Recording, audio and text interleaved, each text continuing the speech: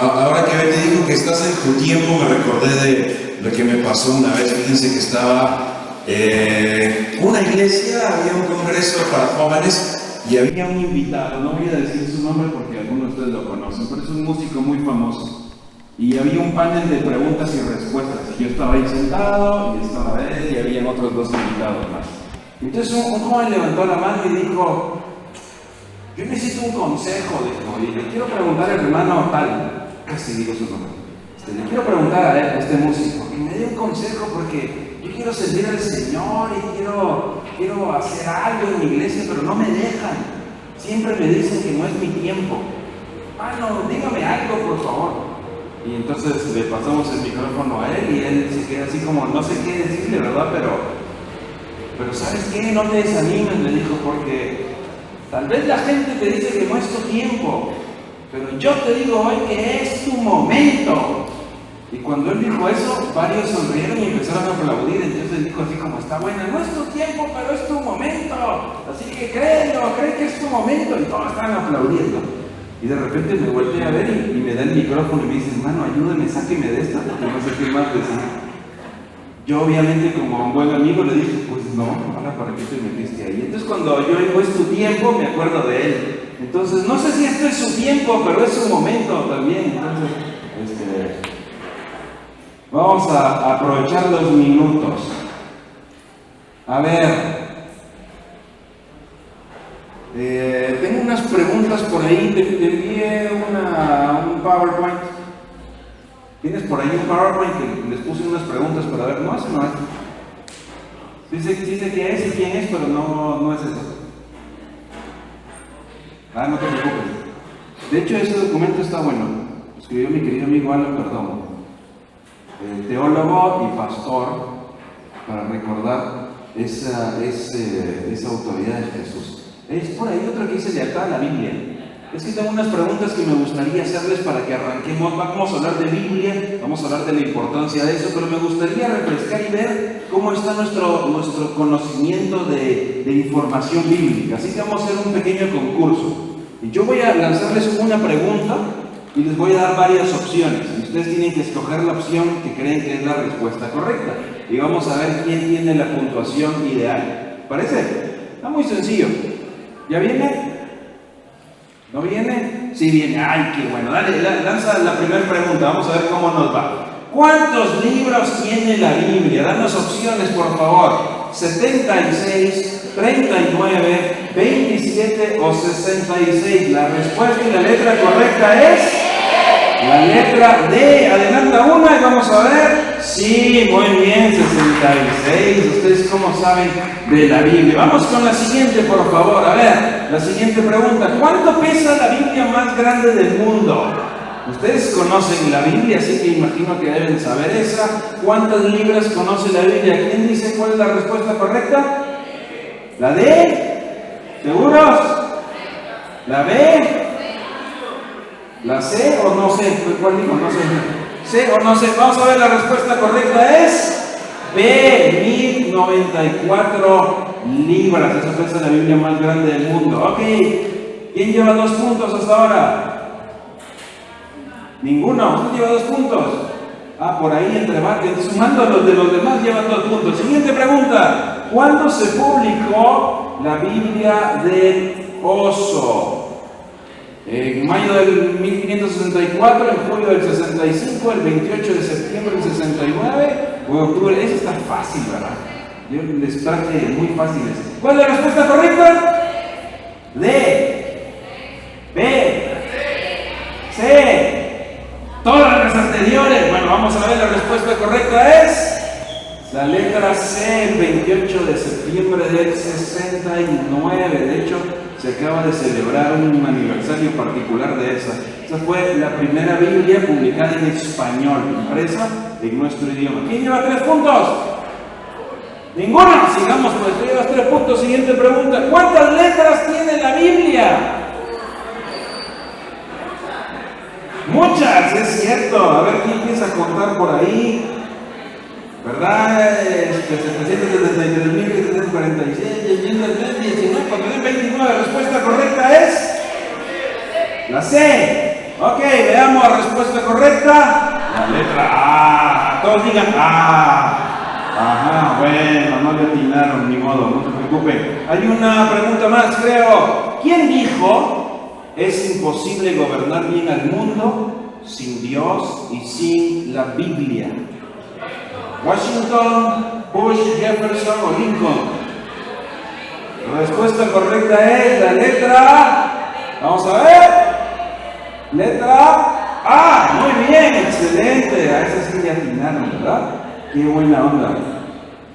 ¿Quién lleva 5 puntos? Ninguno. 100 equipos sumando las de todos, a lo mejor sí. Una más, ¿verdad? Siguiente. ¿Cuántos idiomas tienen ya una traducción bíblica? ¿Cuántos idiomas se ha traducido la Biblia? ¿Cuál es la respuesta correcta? C, la E, no, E, ya no hay opción ahí. A, B, C o D, y la respuesta correcta es letra D. 2.454 idiomas cuentan con por lo menos algo de Biblia en su idioma. Fíjense que, les cuento algo, por cierto, todavía faltan muchos. Y yo deseo que entre la nueva generación se levanten traductores bíblicos, que se levanten hombres y mujeres biblistas. Les cuento algo, nuestros traductores bíblicos ya la mayoría están bien viejitos. Y eso quiere decir que necesitamos una nueva generación que entre a esta labor, porque todavía hay muchos idiomas, muchos pueblos que no tienen el texto bíblico en su idioma. Bueno, las preguntas que les acabo de lanzar, algunas de ellas ni se las esperaban, ¿verdad? Cuando vieron la primera se emocionaron. Pero lo que quiero destacar es lo siguiente. Fíjense que todos nosotros tenemos información y conocimiento bíblico, porque hemos crecido en la escuela dominical, hemos tomado cursos, hemos enseñado y hay muchos datos, hay información que tenemos en cuanto a la palabra de Dios. ¿Qué demonios será que sigue explotando por ahí? ¿Hay algún espíritu ahí maligno? Todos nosotros tenemos conocimiento y siempre podemos aprender más, siempre hay más información que podemos tener. Sin embargo, me parece que como hijos de Dios, como líderes de la nueva generación, no se trata tanto de cuánto conocimiento tengo, de cuánta información voy a tener, que es buena, pero no es suficiente. En realidad, el gran desafío que tenemos no es cuánto crezco en información, sino cuánto crezco en sumisión a la palabra de Dios. Hay una brecha que puede estar entre el conocimiento que tengo y la aplicación de ese conocimiento. Fíjense qué curioso. Si la información fuera suficiente, otra vez no es mala, tenemos que seguir aprendiendo, tenemos que conocer más. Pero no sé si has visto, a veces hay alguna gente que se jacta tanto de su conocimiento, son tan orgullosos y presumidos de lo que saben, que algunos fueron a estudiar y luego en lugar de servir mejor quieren que los sirvan a ellos, porque se creen más que otros que saben menos. Si el conocimiento fuera suficiente, entonces fíjense que en el texto bíblico, en los evangelios, tendríamos al mejor ejemplo de los más espirituales de todos, porque sabían tanto que los podríamos clasificar como los más espirituales. De hecho, puedes adelantar una diapositiva más, por favor, para que nos quede ahí claro. Información es buena, pero una más, necesitamos sumisión. Fíjense que en los evangelios encontramos a los fariseos. Eran los líderes espirituales del pueblo, eran conocedores de las escrituras. Ellos conocían el texto sagrado, es más, lo memorizaban. Desde pequeños tenían que saber de memoria todo el Pentateuco, igual que ustedes y yo, que sabemos de memoria Génesis, Éxodo, Número, Levítico y Deuteronomio. O algún versículo por lo menos te sabes Génesis 1:1, ¿sí o no? En el principio, bueno, por lo menos se sabe un versículo de Génesis. ¿Y se sabe un versículo de Éxodo? Mejor ya no hago preguntas comprometedoras, ¿verdad? Los fariseos, desde pequeños, todo niño judío, pero estos habían crecido en eso, sabían de memoria las escrituras. Las podían citar, las tenían que interpretar y tenían que analizar los casos de la vida a la luz de la ley. Eran muy conocedores, tenían mucha información. Yo noto que en nuestras iglesias hay personas, de hecho en nuestros jóvenes también hay muchos que saben muchos textos, podrían competir en cualquier concurso. Presumen de cuánto saben, hay gente que presume de cuánto lee. Yo conocí en mi país a uno, de hecho fue estudiante mío en la universidad, pero luego estábamos hablando acerca de un programa educativo que queríamos desarrollar. Él hizo una propuesta y en una conversación él se siente y me dice: mira, fíjate que yo creo que en Guatemala nadie sabe tanta teología como yo. Así de frente, me dijo: yo creo que en Guatemala nadie lee tantos libros de teología como yo. Dije: pues qué bueno, te felicito. No sé si te han servido de mucho, pero qué bueno, te felicito, porque noto que tu actitud es una actitud como la de los fariseos. Mírenme cuánto sé, mírenme cuán espiritual soy. De hecho, los fariseos les gustaba presumir eso. Ellos salían los días que ayunaban y se pintaban de blanco para verse más pálidos. Lo que ellos querían es que la gente le preguntara: oye, ¿qué te pasó? Y él decía: nada, estoy espiritual, mano, déjame. Eso es lo que ellos querían hacer, presumir de cuánto eran supuestamente espirituales. Pero Jesús conocía su corazón. ¿Y Jesús cómo llamó a los fariseos? Hipócritas. ¿Y cómo más? Generación de víboras y sepulcros blanqueados. Miren, Jesús les puso puros nombres de banda de rock cristiana a los fariseos. De hecho, suenan bien esos, ¿verdad? Ahora con ustedes, generación de víboras. O sea, un bonito nombre para un grupo de rock cristiano. Si la información fuera suficiente, los fariseos serían súper espirituales. No es suficiente la información bíblica. Santiago dijo: no sean solo oidores que saben, sino sean hacedores. Por cierto, les cuento algo, tengo una preocupación. Me parece que en nuestras iglesias estamos formando buenos oidores. Yo soy pastor, predico los fines de semana en nuestra iglesia, y yo noto que a los hermanitos, cómo les gusta oír un buen sermón. Si no está bien preparado, quedan insatisfechos. ¿Cómo nos gusta oír una buena conferencia? ¿Cómo nos gusta una buena predicación? La pregunta es: ¿y qué haces con eso? ¿Cómo lo pones en práctica? ¿Cómo lo aplicas? ¿Cómo lo enseñas a otros? En nuestra iglesia yo hablo con los hermanitos y les digo: hermano, tú tienes tantos años de estar acá que tú deberías de enseñarle a alguien más. Y si yo todavía no puedo. Hermano, tienes 30 años de estar aquí en la iglesia. Si estuviste 30 años y asumamos que viniste casi todos los domingos, hay 52 sermones cada domingo, quiere decir que te has estado acá una gran cantidad de sermones. Has estado 1500 predicaciones. No digas que no sabes nada. O a saber dónde estuviste esas 1500 predicaciones.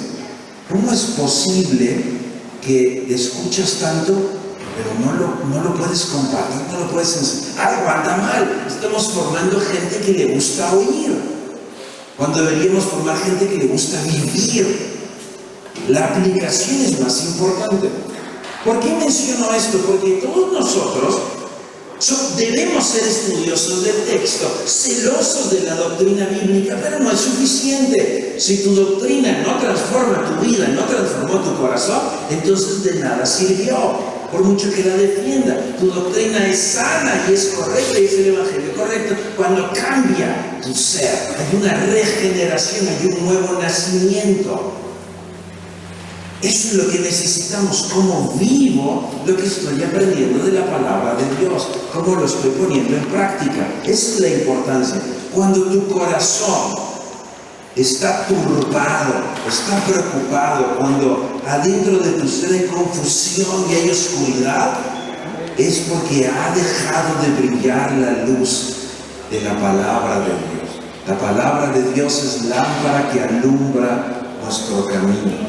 Nos hace falta que esa palabra sea real. Cuando en mi corazón lo que hay es deseo de satisfacer los apetitos de la carne, los deseos pecaminosos, debe ser que entonces hemos dejado de desear esa leche que nutre nuestra vida, como niños recién nacidos, diría Pedro. Nos hace falta eso todavía. Cuando hemos dejado de ver el poder transformador en nuestra propia vida y en la de aquellos que ministramos, es porque hace falta la palabra de Dios. Hay un pasaje que quiero comentar y ustedes lo conocen, de hecho lo anoté aquí para que pudiéramos leerlo. ¿Podrías ponerlo, por favor? Hebreos capítulo 4, versículo 12. Hebreos 4, 12. El autor de Hebreos está tratando de explicarle a sus lectores que hay una gran diferencia entre las palabras de los seres humanos y las palabras de Dios. Cuando el ser humano habla, fíjense que el autor de Hebreos dice: uy, el pueblo allá en Egipto, ¿cómo le prometió a Dios cosas? ¿Qué recuerdan? El pueblo de Israel le prometió a Dios que iba a serle fiel, que lo iba a servir. Uy, dijeron un montón de palabras bonitas, pero no lo cumplieron. Y el autor de Hebreos les trata de explicar a sus lectores que el hombre falla con sus palabras son superficiales, pero cuando Dios habla es algo muy poderoso. De hecho, fíjense lo que dice el pasaje. ¿Puedes regresar a la diapositiva, por favor? O al texto completo. Quiero comentar las primeras palabras. De hecho, ahorita tengo en Nueva Versión Internacional. La palabra de Dios es viva y poderosa. Reina Valera dice: la palabra de Dios es viva y eficaz. ¿Qué significa esa palabra eficaz? Que produce algo, logra algo, tiene el poder para hacer algo. Que sea viva quiere decir que contiene vida y produce vida. En otras palabras, no te puedes quedar igual. Cuando Dios habla, no te puedes quedar igual, produce algo en tu ser. Noten que el autor de Hebreos comienza ese texto diciendo: la palabra de Dios. Quiero aclarar un pequeño detalle, porque nosotros a veces leemos el texto bíblico con nuestros lentes del siglo XXI. Cuando yo le digo a los jóvenes y les hablo de la palabra de Dios, ¿qué objetos se imaginan ellos? ¿Qué objetos se imaginan? Una Biblia, un libro. Muy bien, levantaste. ¿Se imaginan un libro con muchas páginas? Y hoy tenemos tantas ediciones de la Biblia, ¿verdad? Con diferentes portadas. La Biblia para el líder, la Biblia del pastor, la Biblia de la quinceañera, Precious Moments. Aquí tenemos un montón de ediciones de la Biblia, ¿verdad? Hay de tamaños, de colores. Yo creo que ya pronto va a haber Biblias con color y sabor, la Biblia de fresa, la Biblia de menta, o sea, va a haber un montón de versiones, de ediciones también. Gracias a Dios tenemos todas esas ediciones y tenemos muchas traducciones. Por cierto, las traducciones son enriquecedoras. Acostumbrémonos a usar la mayor cantidad de traducciones posibles. No hay una traducción perfecta, así que no deberías solo amarrarte a una. Tampoco deberías de descartar otras. Todas las traducciones nos enriquecen mucho. Pero el autor de Hebreos, cuando él está escribiendo y les dice la palabra de Dios, en el tiempo de él no existía el libro que nosotros conocemos. Así que no estaba precisamente pensando en eso. Lo que él está tratando de decir es: cuando Dios habla. Ahora, ustedes y yo sabemos, y nos queda muy claro, que Dios habla a través de las páginas que tenemos en ese libro. Lo que Dios dijo en aquel entonces, hace miles de años, lo sigue diciendo hoy en esas páginas. Pero el autor de Hebreos lo que quiere comunicar es lo siguiente. Dice que cuando Dios, las palabras de los hombres son superficiales. En contraste, cuando Dios habla, es muy profundo. Contiene vida, produce vida, trabaja algo en el ser humano.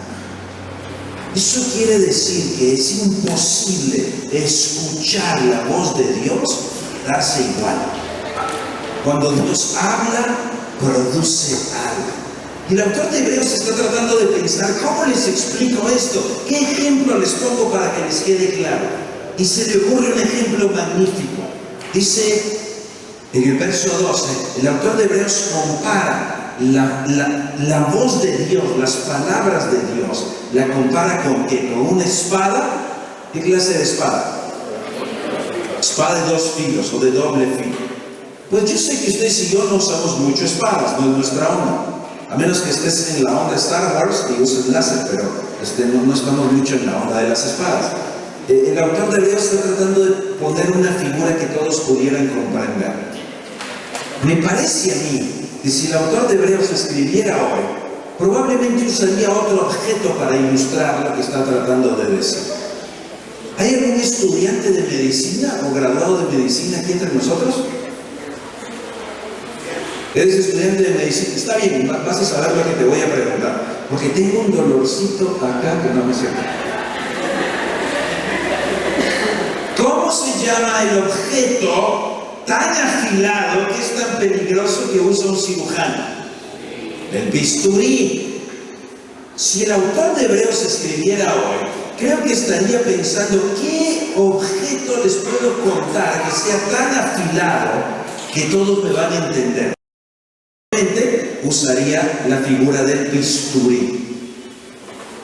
Bisturí es poderoso y si no lo usas bien es peligroso. De hecho, fíjense que podríamos tener aquí a alguien y con un bisturí podemos cortar la piel, podemos cortar los músculos, podemos cortar las venas, podemos cortar los huesos. Es más, presta el bisturí, un voluntario que venga aquí, lo vamos a cortarlo en pedacitos. Ahora, si tuviéramos aquí una persona y con el bisturí podemos cortar todo, sin embargo, aunque cortemos todo lo del esqueleto y lo de su cuerpo, fíjense que hay dos lugares a donde no podría llegar el bisturí.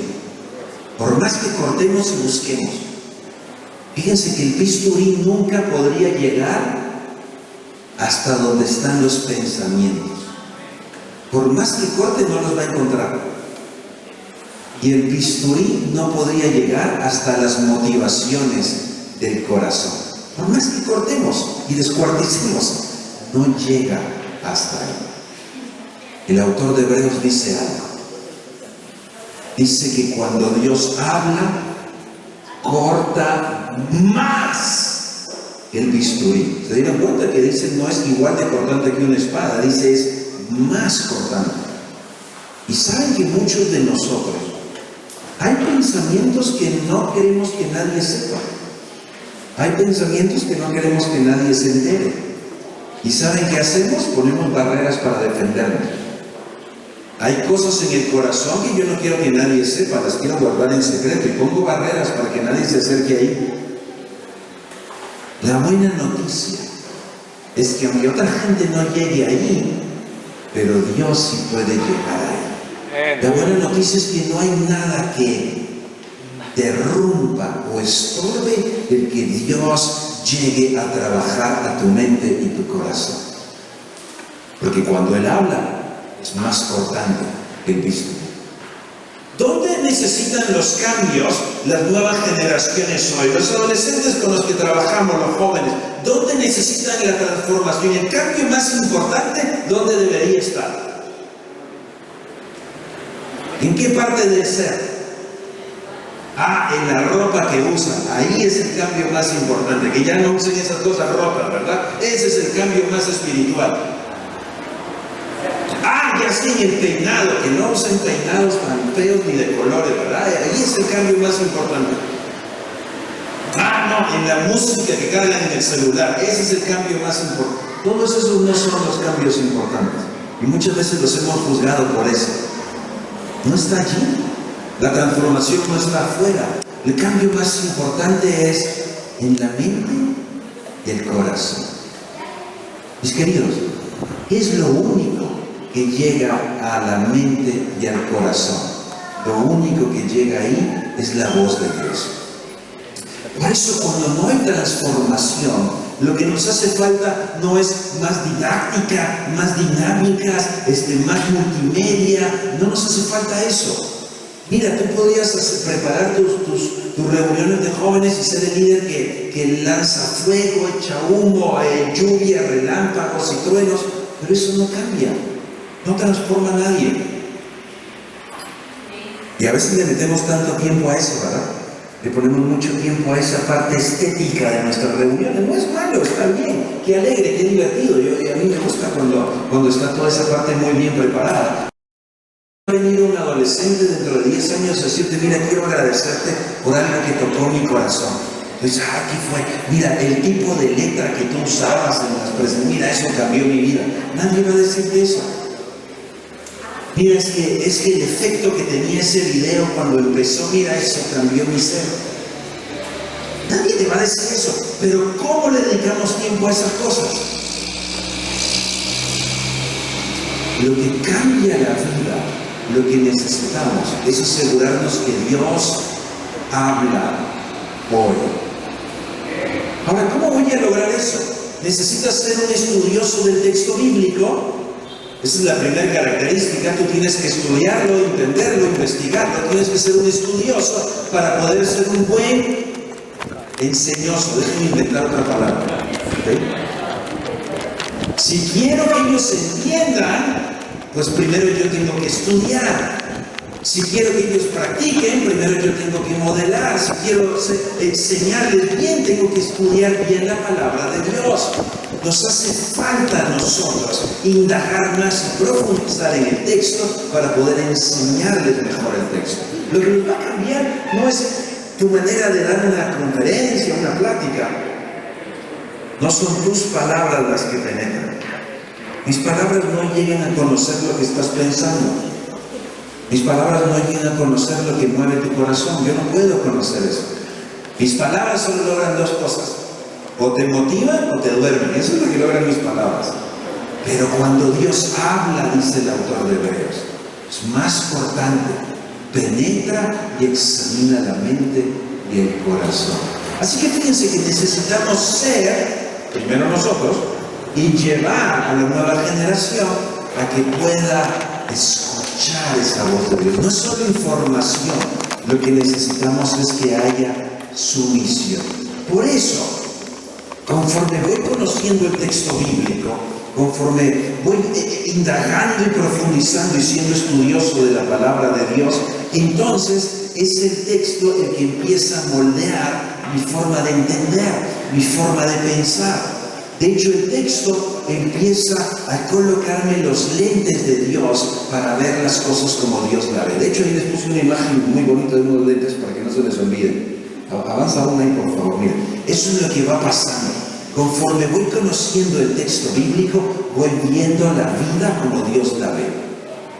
Voy aprendiendo a ver como Dios mira también. Es el texto el que debe moldear mis pensamientos, mi comportamiento. Debo dejar que el texto entre a mi mente y la cambie. O al revés, no que mi mente entre al texto y lo trate de cambiar, ¿verdad? Decía el pastor que a veces hay gente que encuentra versículos para todo, ¿verdad? En la mañana y con esas cosas, a veces les jalamos las orejas. Se trata de que el texto hable y no que yo le diga qué decir. Por eso, me gustaría revisar algo. Para que el texto sea realmente nuestra autoridad, tenemos que revisar algo. Y quiero ver si podemos volver a la esencia de lo que el texto bíblico es. Así que les voy a hacer una pregunta. Es como pregunta de examen, pero está bien fácil. Ustedes la van a responder bien. Adelanta una, por favor. Quiero ver si pueden completar la siguiente frase. Y estoy seguro que la van a poder responder bien. De hecho, su respuesta buena va a reflejar un problema que tenemos. Pero ahora lo van a ver. Completen la frase. La Biblia es la palabra de Dios. Muy bien. Respondieron bien. Estrellita en la frente, ¿verdad? Por tener la respuesta correcta. Esa es la respuesta correcta. Ahora, tenemos un problema con lo que estamos hablando acá y déjenme explicarlo un poquito. ¿Cómo puedo tener un problema si respondí la respuesta correcta? Bueno, es que el problema está no en lo que acabas de afirmar ahí. De hecho, es verdad, la Biblia es la palabra de Dios. El problema está, fíjense, en que nuestro modelo educativo, nuestra manera de aprender, gira alrededor de respuestas correctas. Eso quiere decir que a nosotros desde pequeños nos premiaron cuando sabíamos las respuestas correctas. Es más, en la escuela, en el colegio, cuando había un examen, ¿qué era lo que tú tenías que saber bien y responder bien? ¿Qué tenías que aprender? Las respuestas correctas. Te premiaban con puntos cuando tú eras capaz de escribir las respuestas correctas. ¿Cierto? De hecho, algunos de ustedes se emocionaban cuando veían la pregunta y decían, uy, esta sí me la sé, ¿verdad? Trataban de aprender todas las posibles respuestas para poder repetirlas ahí. Esta sí me la sé. Cuando ponían una, algunos de ustedes inventaban cosas raras para ver si le pegaban, ¿verdad? Ahí el profesor no se daba cuenta. Así funciona el modelo educativo de la iglesia. Premiamos a nuestros estudiantes cuando se sabe la respuesta correcta. La Biblia es la palabra de Dios y los premiamos desde pequeños. Ahora hay un problema con eso. Si yo cambio la pregunta, la respuesta ya no te sirve. Y nunca nos enseñaron a hacernos preguntas. Nuestro modelo educativo debería de premiar al estudiante que hace preguntas, no al que se sabe las respuestas. Déjenme cambiar la pregunta y van a ver que nos ponemos en problemas. ¿Qué pasa si no les pregunto, ¿qué es la Biblia? La Biblia es la palabra de Dios. ¿Qué pasa si yo cambio y les digo, ¿por qué crees que la Biblia es la palabra de Dios? Y eso cambia todo nuestro sistema espiritual incluso. ¿Qué pasa si yo cambio y te pregunto y te digo, ¿cómo sabes? ¿Cómo estás seguro de que la Biblia lo que contiene son las palabras de Dios? ¿Qué pasa si yo cambio la pregunta y te digo, ¿cómo sabes que solo la Biblia contiene la palabra de Dios? Si cambio la pregunta, la respuesta que tenías ya no te sirve. Si te pregunto, ¿cómo le explicarías a alguien de que estás segurísimo de que la Biblia es la verdad? No nos enseñaron a formularnos preguntas. En algunos lugares nos silenciaron por hacer preguntas. Cuando alguien preguntaba por qué, lo callábamos, porque lo interpretábamos como señal de rebeldía, como que usted no se somete y no se opone. Pero fíjense que el que hace preguntas es muy inteligente porque está aprendiendo más. El que hace preguntas desarrolla criterio. El que hace preguntas encontrará respuestas. El que solo se sabe la respuesta no es muy inteligente. No ha pensado mucho, no profundiza. ¿Cómo le estás enseñando a la nueva generación? ¿A través de respuestas? No van a llegar muy lejos. Enseñarle a través de preguntas. Dejarlos que hagan preguntas. Inquietarlos para que hagan preguntas. Preocuparlos con sus respuestas. No es la culpa del profesor de filosofía en la universidad.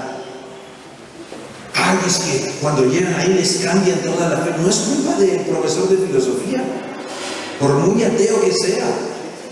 Lo que pasa es que el profesor de filosofía está cuestionando lo que ellos afirman y no saben cómo responderlo. No tienen criterio. ¿Por qué crees en la Biblia? Porque la Biblia es la verdad. ¿Y por qué la Biblia es la verdad? Porque yo creo en la Biblia. Y mis estudiantes en la universidad les acabo de hacer un examen final y dije, pues le voy a preguntar de lo básico, ¿no? Para calentar motores. Y tenemos un curso que se llama Valores Progresistas. Y yo, después de pasar 20 semanas hablándoles de los valores, les pregunto, ¿qué es un valor? Lo que valoramos, ¿no? Es un profesional, ¿no? Las preguntas son más importantes. Fíjense que al respecto hemos leído mal la palabra de Dios, porque es cierto que la Biblia es la palabra de Dios, pero la hemos leído de manera equivocada. Déjenme poner algunos ejemplos. Hablemos, por ejemplo, ¿cómo leen la Biblia los maestros de niños? Este es un pecado que cometen muchos maestros de niños. Y es un pecado muy común, pero tenemos que hablar. Los maestros de los niños simplemente son un ejemplo. Fíjense que si ustedes van a darle clases a los niños, estoy seguro que ustedes irían a buscar alguna historia para contarle a los niños, ¿sí o no? La Biblia contiene muy bonitas historias para contarles a los niños. ¿Qué historias conocen? David, Daniel, Jonás, José, Jonatán, Noé, Sansón, ¿verdad? Hay muchas historias que conocemos. De hecho, la mayoría de historias que le contamos a los niños tiene animalitos, ¿sí o no? ¿Verdad? Hay las figuritas de los animales. Y siempre están Adán y Eva atrás de un arbusto porque están desnudos y hay que cubrirlos, ¿verdad? Pero ahí están. Ahora, la Biblia, y ojo con esto, porque esto tiene que cambiar su forma de leerlo, ¿sí? Préstenle mucha atención a estas frases. De hecho, lo que voy a decir ahora solo lo van a entender los inteligentes. No, pero no se desanimen. A ver, para que no se pone la mano en el hombro al que está al lado tuyo y decirle, no, tranquilo. Ahí me explicas a la salida, ¿sí? Oye, para que no se desanimen.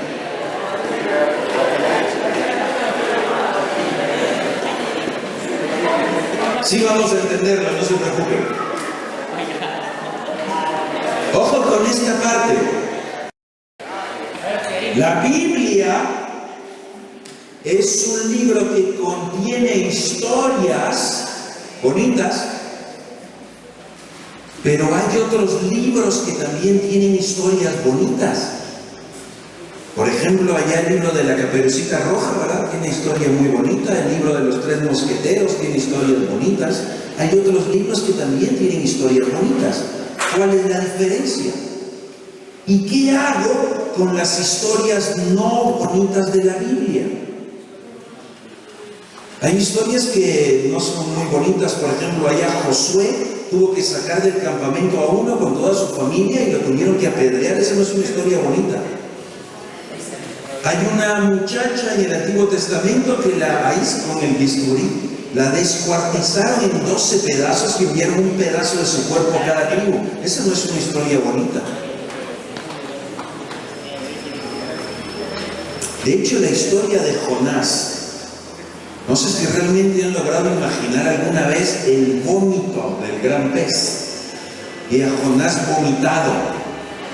No es una historia bonita.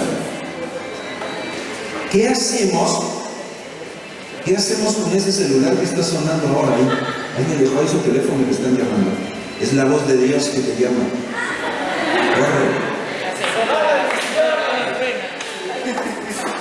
La jefa. No le contestó, pero está bien.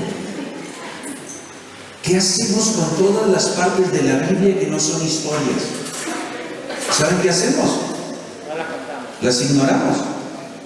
Como que no sirven para nada. Entonces yo propuse una vez lo siguiente, y lo he propuesto en varias iglesias y nunca me han hecho caso. Yo propuse y dije, arranquémosle páginas a la Biblia. Porque tiene un montón de páginas que no sirven para nada. Si solo vamos a leer historias bonitas, ¿para qué andar cargando un libro tan grande?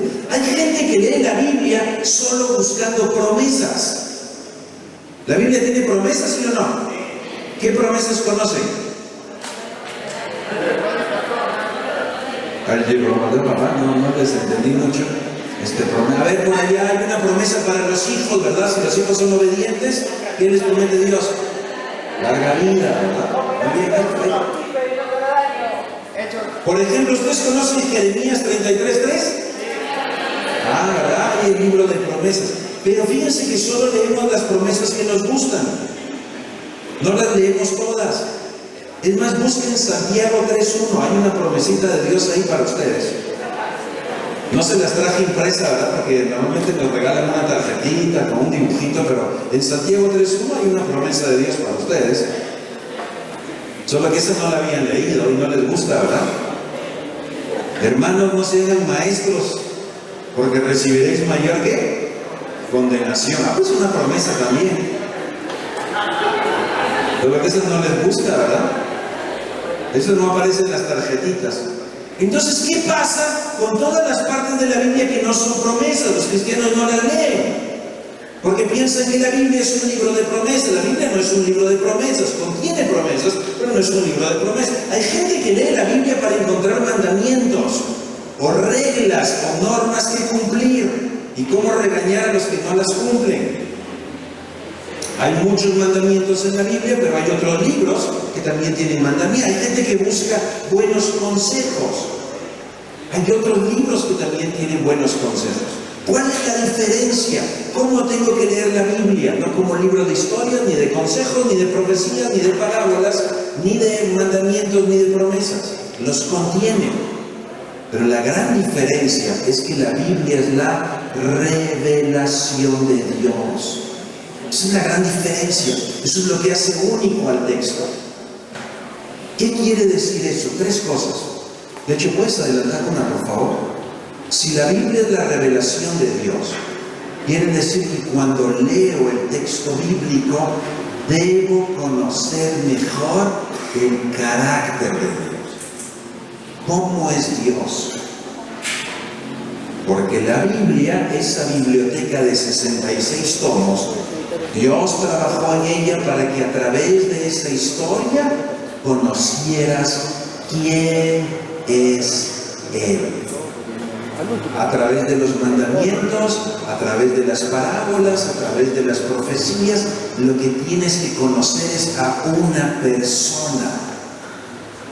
Si no leemos bien la Biblia, si no la leemos como la revelación de Dios, entonces vamos a volvernos legalistas, porque solo lo usamos como el manual de reglas. Entonces nos vamos a volver moralistas, porque solo la leemos como el manual de bonitas historias con moraleja, pero no nos volvemos conocedores del Dios de la Biblia. Así que cada vez que abres esas páginas y las lees es para conocer a una persona, y cada vez que la explicas es para que conozcamos mejor a esa persona. Número 2, si la Biblia es la revelación de Dios, vamos a conocer la obra de Dios. ¿Qué está haciendo Dios? ¿Cuál es el plan de Dios para la humanidad? ¿Cuál es la misión de Dios, diríamos teológicamente hablando? ¿Cuál es el proyecto de Dios? Puedo leer los mandamientos y no conocer mejor al Dios de los mandamientos. Puedo leer las historias y no conocer mejor al Dios de la historia. Nos volvemos legalistas. Fíjense que de pequeños nos enseñaron que era malo mentir, ¿sí o no? ¿Y por qué nos dijeron que era malo mentir? Porque la Biblia dice. Fíjate que eso es una lectura legalista. No mientas porque ahí dice, entonces ni modo, ¿verdad? Te aguantas porque tenía ganas, pero la pregunta es, ¿y por qué dirá eso la Biblia? ¿Por qué la Biblia dirá que no debes mentir? Por una razón, por una persona, la persona de Dios, porque Dios es verdad. Todo lo que Dios dice es verdad y Dios no miente. Así que no es por las consecuencias y no es porque haya una norma, es por una persona. ¿Ves la diferencia? Cuando leo correctamente, leo a una persona. No leo solamente una norma. Y número 3, si es la revelación de Dios, voy a saber quién es Dios, qué hace Dios. Y número 3, voy a saber qué espera Dios de mí. Si el texto bíblico realmente es la autoridad en tu vida, entonces lo que estás conociendo es a una persona. Lo que esa persona es, lo que esa persona hace y lo que esa persona espera de ti. Es una lectura diferente. No es simplemente un libro de normas, no es simplemente un código de leyes. Vamos a volver legalistas.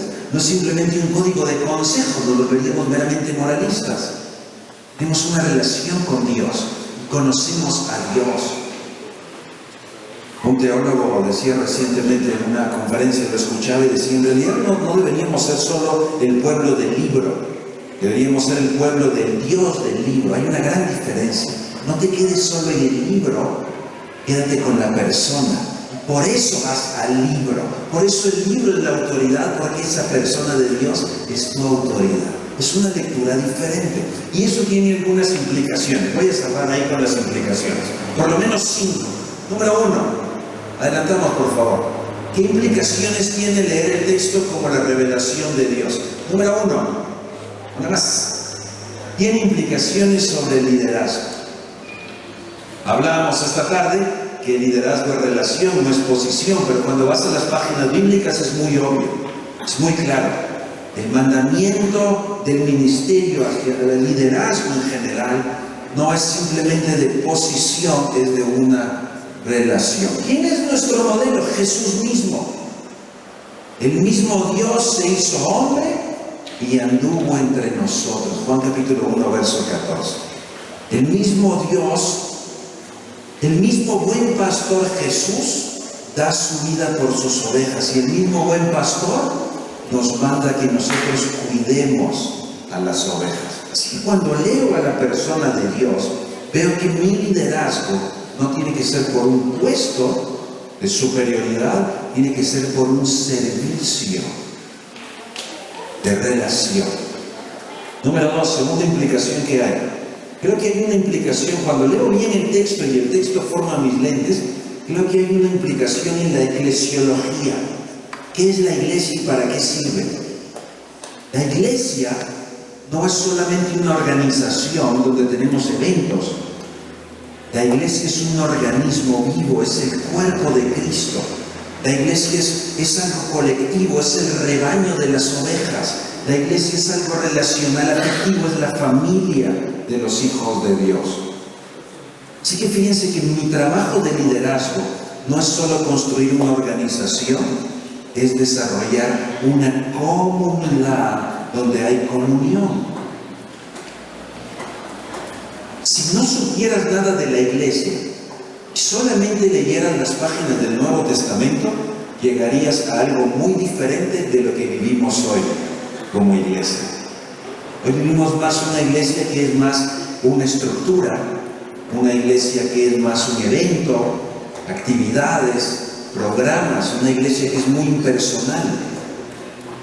Cuando leemos las páginas del Nuevo Testamento, todas las páginas del Nuevo Testamento están llenas de frases los unos a los otros. Los unos a los otros, perdonarnos los unos a los otros, aguantarnos los unos a los otros, recibirnos los unos a los otros, llevar las cargas los unos de los otros. Páginas del Nuevo Testamento están llenas de una comunidad, comunión cerca. No hablan mucho de programas, de eventos, de actividades. Mis lentes de qué es la iglesia deberían de venir del texto bíblico. Número 3, si leo bien el texto bíblico, entonces fíjense que va a cambiar mi forma de entender el discipulado. Hoy el discipulado se parece más a un curso que las personas están obligadas a pasar. Los cursos no son malos, pero fíjense que un discípulo se define con 3 palabras. Un discípulo es un aprendiz de Jesús, un seguidor de Jesús y un partidario de Jesús. Aprendiz, seguidor, partidario. ¿Pueden repetir esas palabras conmigo? Número 1, aprendiz. Número 2, seguidor. Número 3, partidario. Partidario quiere decir que tiene la causa, da su vida por la causa de Cristo. Solo porque alguien pasa un curso de 13 semanas o de 6 meses, no me garantiza que esté aprendiendo cómo es Jesús, que esté siguiendo cómo es Jesús y que esté viviendo por la causa de Jesús. No me dice nada. Yo me bauticé el 30 de octubre de 1989. Algunos de ustedes ni habían nacido. Recuerdo la fecha y antes de bautizarme tuve que pasar un curso, clases. Son buenas, son necesarias, hay que tenerlas. Yo me aprendí todas las respuestas porque me hicieron un examen antes de echarme al agua. Y saqué 100 puntos, pero no entendí nada. Si ustedes me decían que les explicara qué iba a hacer, yo solo te repetía las respuestas. No entendí el concepto. Solo porque alguien pasó por un curso de discipulado o de doctrina, no quiere decir que es discípulo. Si no, los fariseos hubieran sido excelentes discípulos de Jesús. Fueron sus enemigos. Así que el discipulado no es si los paso por un curso, hagamos los cursos, pero el discipulado es si los acompaño a la madurez, si estoy formando en un proceso alto. Número 4. Me parece que si leo el texto bíblico de la forma correcta y el texto va moldeando mis lentes, entonces va a cambiar mi forma de entender el servicio a Dios. Hoy mucha gente piensa que servir a Dios significa estar involucrado el fin de semana o en las actividades de la iglesia, incluso entre semana. Entonces mucha gente piensa que servir a Dios es lo que hago en los cultos y lo que hago afuera es otra cosa.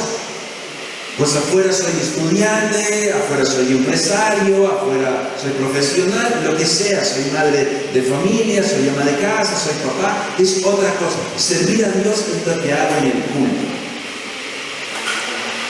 De hecho, por eso usamos todavía algunas frases que no comunican bien la idea, ¿verdad? Yo soy un pastor que está a tiempo completo.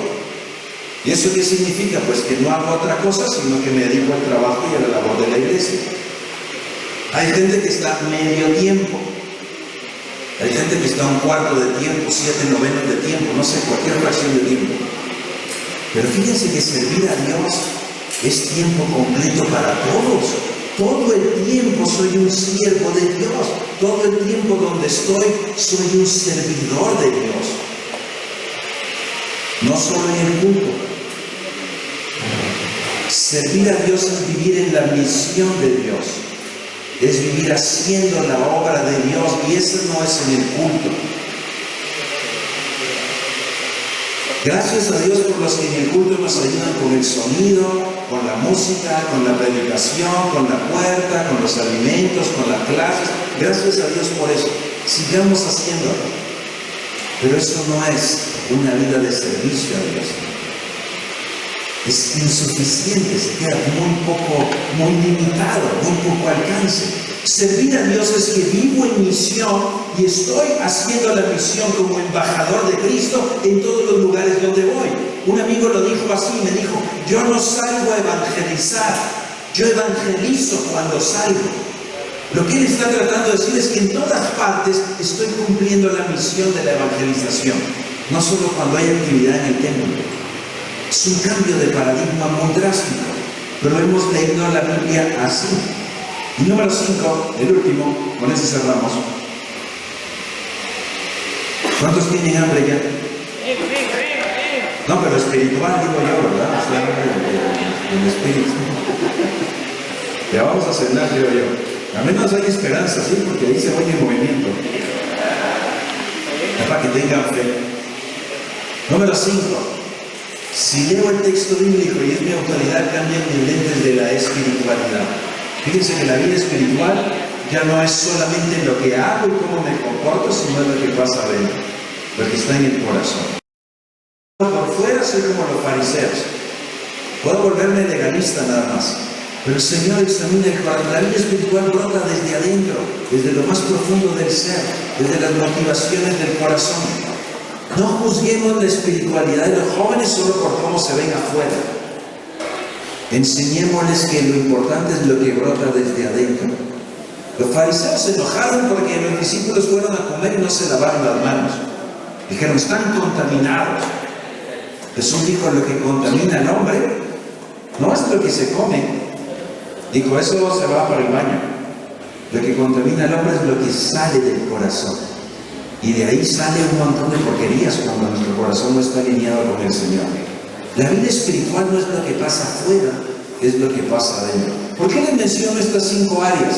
Porque si hacemos una lectura del texto, conociendo a Dios del texto, nos vamos a dar cuenta que liderar no es tener un puesto, es tener una relación de servicio a otros. Nos vamos a dar cuenta que la iglesia no es un lugar al que voy donde dan conferencias los domingos. La iglesia es mi familia espiritual. La iglesia es mis hermanos que están cerca. Esa es mi iglesia. Si leo bien el texto, me doy cuenta que el discipulado no es pasar por un programa. El programa no es malo. Lo malo es que pensamos que eso es todo. El discipulado es la formación de alguien, acompañar a una persona, es reproducción de vida. Si leo bien el texto, servir a Dios no es lo que pasa solo el domingo, es lo que pasa todo el tiempo. Fíjense nuestro vocabulario. En el culto a veces decimos que, hermanos, vamos a entrar a la presencia de Dios, ¿sí o no? ¿Se usa esa frase en los cultos? Pues es una frase mal usada, porque siempre estoy en la presencia de Dios. No es solo cuando cantamos, es siempre. Fíjense que a veces decimos cosas equivocadas porque, por ejemplo, no sé en sus iglesias, pero en nuestra iglesia hay niños pequeños que cómo les gusta andar por ahí corriendo y hacen ruido a veces en los cultos. Pues yo digo, es normal si es una reunión familiar, por eso es el trabajo de los niños. Pero he visto algunos adultos que los paran. Dicen, no corra aquí, porque aquí es el templo. Aquí tenemos que tener reverencia.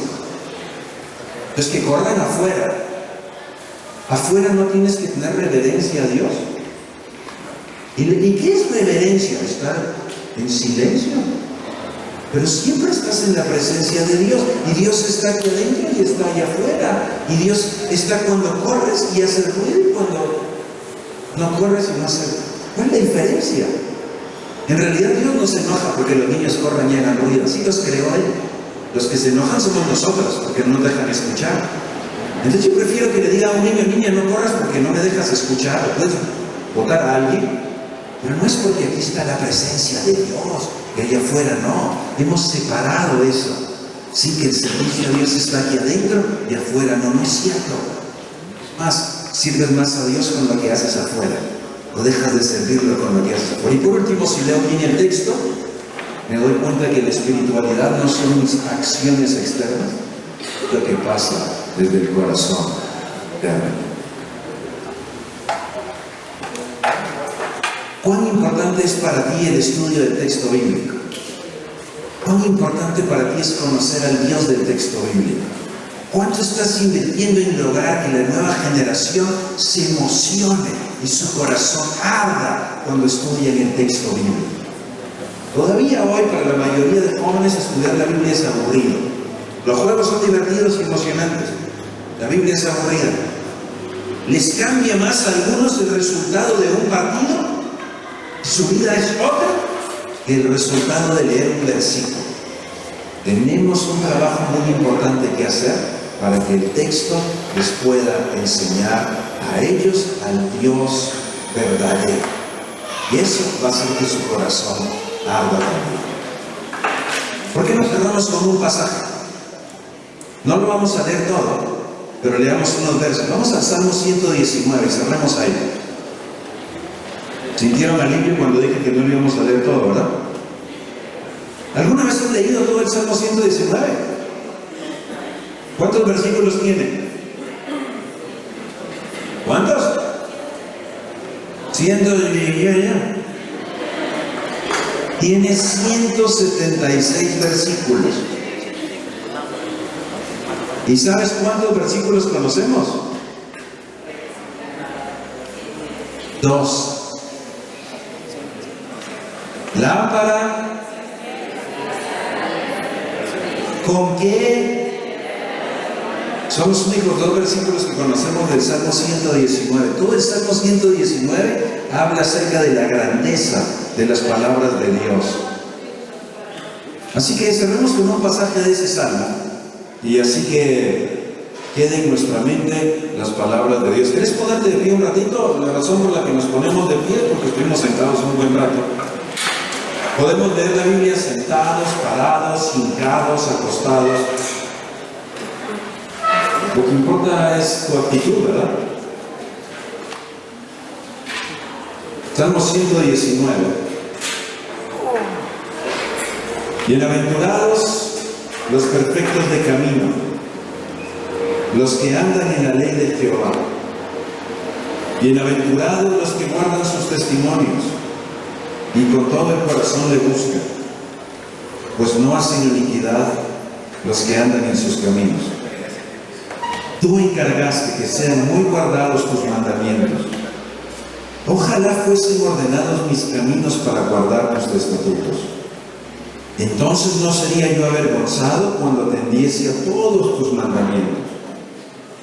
Te alabaré con rectitud de corazón cuando aprendiere tus justos juicios. Tus estatutos guardaré, no me dejes enteramente. ¿Con qué limpiará el joven su camino? Con guardar tu palabra. Con todo mi corazón te he buscado. No me dejes desviarme de tus mandamientos. En mi corazón he guardado tus dichos, para no pecar contra ti. Bendito tú, oh Jehová, enséñame tus estatutos. Querido Dios, que podamos ser personas que aman tu palabra porque queremos conocerte mejor. Que podamos ser personas que obedecen tu palabra porque queremos servirte mejor. Señor, que la Biblia no sea un libro solo que consultamos de vez en cuando, que sea lo que guía nuestras decisiones, lo que guía nuestro ministerio, que sea lo que nos guía hacia ti, que nos permita conocer a Jesús, que nos guíe hacia la cruz. Señor, ayúdanos a ser mejores estudiosos del texto, a dedicar tiempo para atesorar estas palabras, con tus palabras. Señor, que con ese fervor, con esa emoción de estudiar el texto, nos podamos acercar a los jóvenes, les podamos explicar lo que tú quieres que ellos escuchen. Que no nos escuchen a nosotros, que no oigan nuestros mensajes y predicación, que oigan tu voz, que pueda ser una voz poderosa que transforme su mente y corazón. Que ellos puedan salir emocionados de que ahora entendieron mejor un pasaje y que luego en su casa lo puedan volver a leer y que tú nuevamente les puedas hablar. Que tu palabra traiga esperanza cuando la abrimos, traiga consuelo, traiga libertad, traiga gozo, traiga también tu verdad que nos confronta. Pero traiga, Señor, tu abrazo que nos conforta también. Que aquellos que lideramos puedan conocerte todos los días a través de tu palabra. Ayúdanos a estudiarla, a entenderla, a aplicarla y a enseñarla mejor también. Gracias por Jesús, que es la palabra. En el nombre de Él te agradecemos.